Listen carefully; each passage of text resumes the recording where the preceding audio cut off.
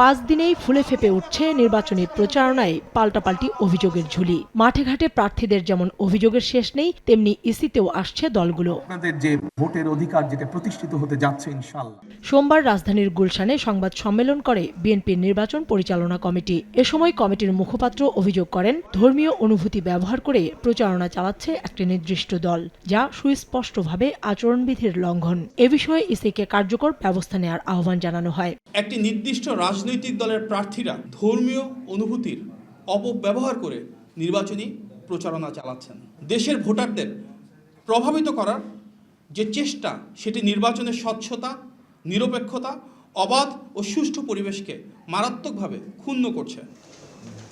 এদিনই পাল্টা অভিযোগ নিয়ে ইসিতে হাজির জামায়াতের প্রতিনিধি দল। সিএসির সঙ্গে বৈঠক করে দলটি বলছে, তাদের নারী কর্মীদের উপর হামলা চালাচ্ছে একটি বড় দল।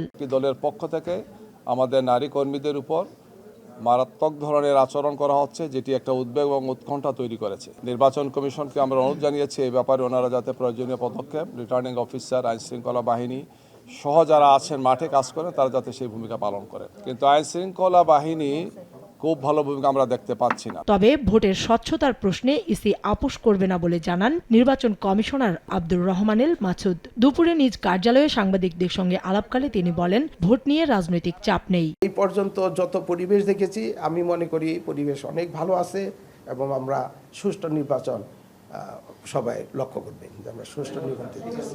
ভোটের পিউরিটি নিয়ে, ভোটার প্রসেসে ইন্টিগ্রিটি নিয়ে আমরা কোনো আপোষ করব না।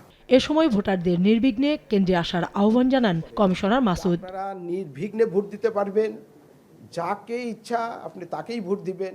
কাউসার চৌধুরী কুমু, সময় সংবাদ, ঢাকা। আপনারাই করবেন।